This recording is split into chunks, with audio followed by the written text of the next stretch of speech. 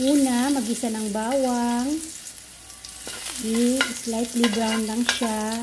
Mga 3 pirasong bawang o kaya 4. Maliit na sibuyas. Kahit anong kulay ng sibuyas. Slightly brown din siya para mabango ang aroma ng sibuyas at bawang.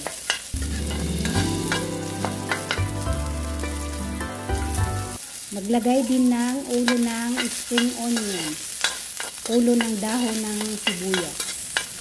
Halo-halo lang ng mabuti.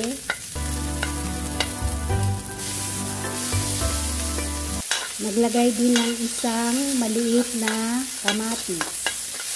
Hello friends, kumusta?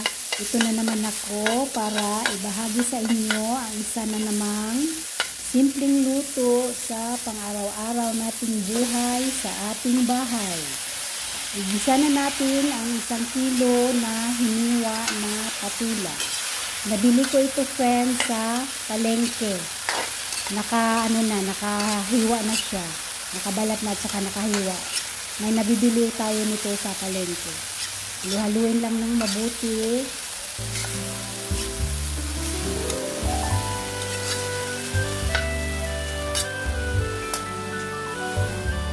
Takpan at pakuluan.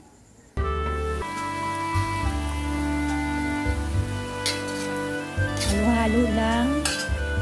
At kung nagustuhan nyo naman ang video ito, paki-like and share friends. At subscribe na din para sa aking small channel. Thank you. Lagyan na siya ng 1 bowl na tubig. Nasa sa inyo yan kung dagdag or bawas ang tubig. Kung mahilig naman kayo sa sabaw, kasi ang sabaw nito mga friends, manamis-tamis. Nasa sa inyo kung dagdagan niyo ang sabaw. Lagyan ng konting magic sarap, pampalasa. Takpan at pakuluan. Halu-haluin lang. Ilagay na natin ang 4 na balot na miswa. Nabibili ito sa tindahan mga friends. Balot-balot na miswa. Ihalo-halo lang siyang mabuti sa patula. At i-hit ang notification bell para update tayo sa mga susunod kong bagong video. Ilagay na natin ang dulo na dahon ng kalabasa. Nasa sa inyo yan kung dagdagan nyo ang gulay. Para sa akin, gusto ko maraming gulay. Masarap ito mga friend. Masustansya talaga siya. Isunod na natin ang bulaklak ng kalabasa. Nasa inyo na din kung dadagdagan nyo ang bulaklak ng kalabasa. Timplahan ng salt to taste.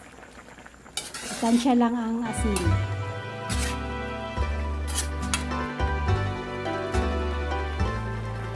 Ilagay na natin ang hiniwang isang piniritong tulingan. Pagkatapos nating ilagay, pakuluan siya uli para humalo ang lasa ng pritong tulingan sa patula. Malapit na itong maluto mga friends. Simpleng luto lang at masarap.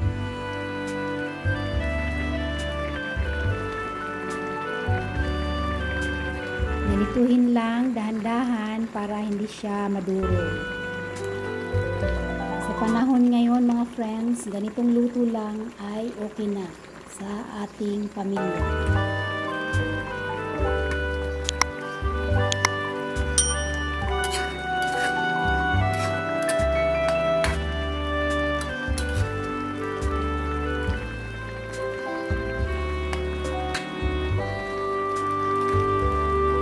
Ganito lang siya kadaling lutuin.